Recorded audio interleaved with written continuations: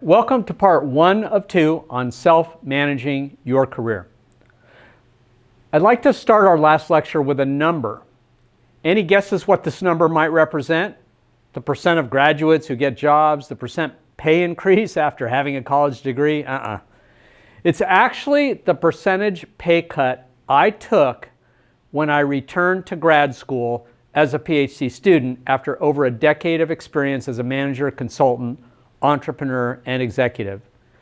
And that decision was the best career choice I've ever made. I love my job.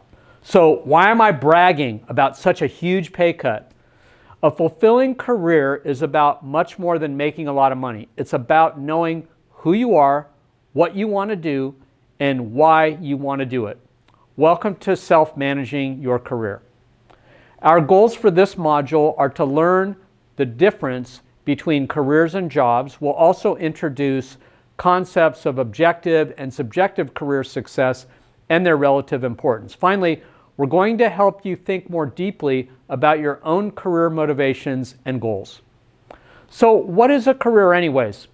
Sometimes people use career and job as if they're interchangeable, but this is not an accurate way to think about a career. A career is really a sequence of job experiences that are interconnected in a coherent manner.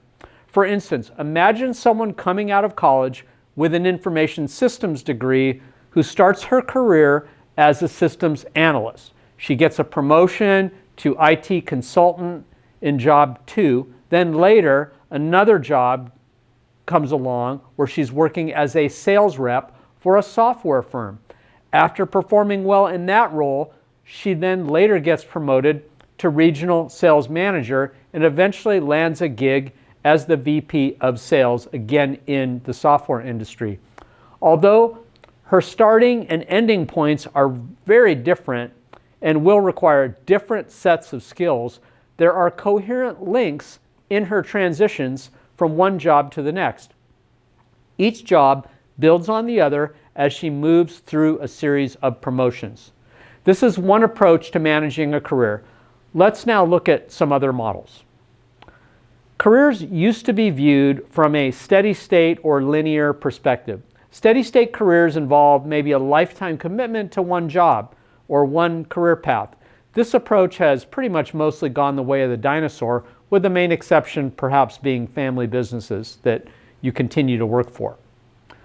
A linear approach is what we just looked at, moving through a progression of different jobs in the same field or general domain.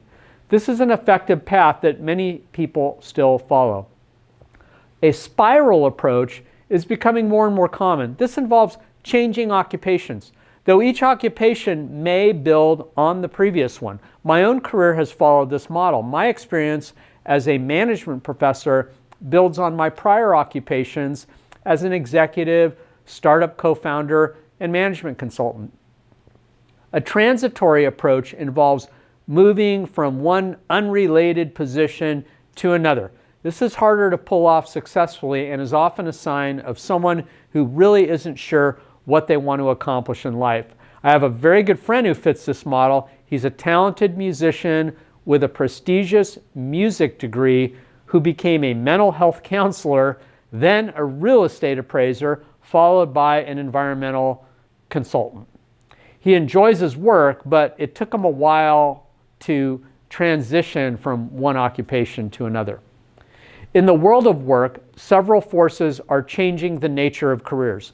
The psychological contract between workers and employers, that is the unwritten agreement and mutual expectations between workers and employers, has become more transactional and less relational. The CEO of General Electric used to say something to the effect of, General Electric employees have job security today, tomorrow may be a different story. Many organizations view workers as expendable, especially if they don't contribute to the firm's core competencies. This can clash with the potential entitlement mentality of newer generations of managers. On the other hand, some high-performing firms that understand the value of their people may be reversing this trend. Careers also are becoming more boundaryless. This means people are more likely to switch jobs, employers, and occupations, or even change career paths. Today's average worker is expected to have 15 to 20 different jobs over their lifetime. I count 23 for myself, including 8 pre-professional and 15 professional jobs or roles. Firms are constantly downsizing, leaving many no choice but to look for new jobs. A friend of mine who has been at Google for 14 years views his job security as tenuous at best.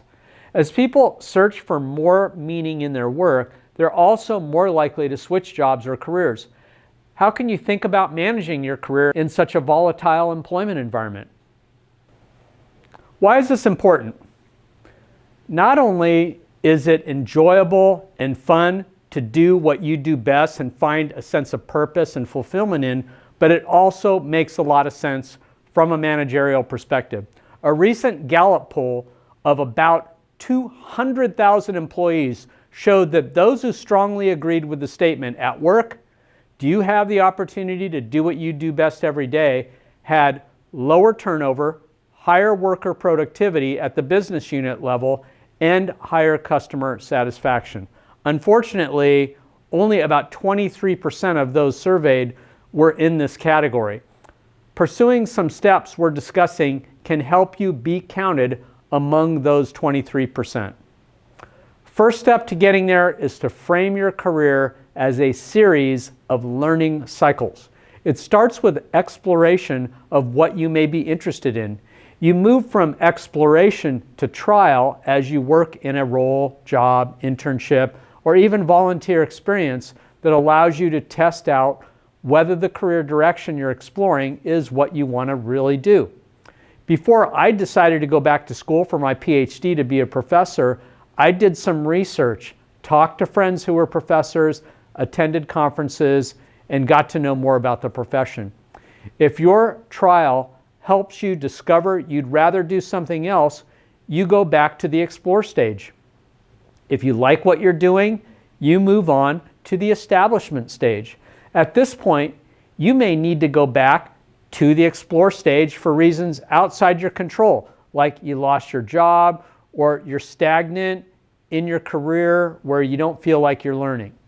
But if you continue to advance beyond establishment, you'll reach a mastery stage. It's estimated that it takes at least 10,000 hours of practice, or about 5 years full time, to reach the mastery level in a profession.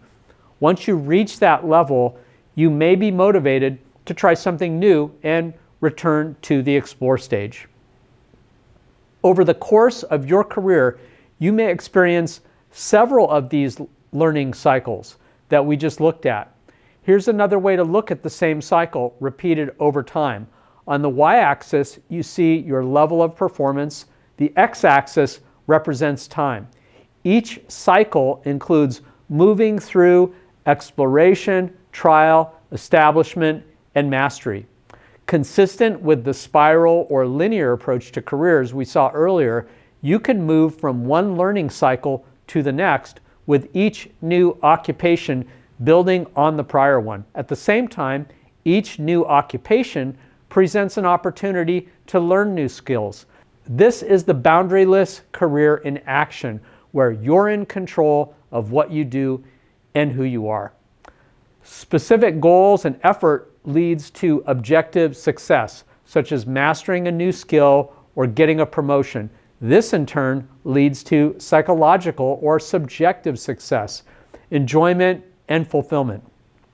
Each shift from one learning cycle to the next requires deep reflection on who you are, what you want to do, and why. In effect, a change in your career identity, who you are as a professional.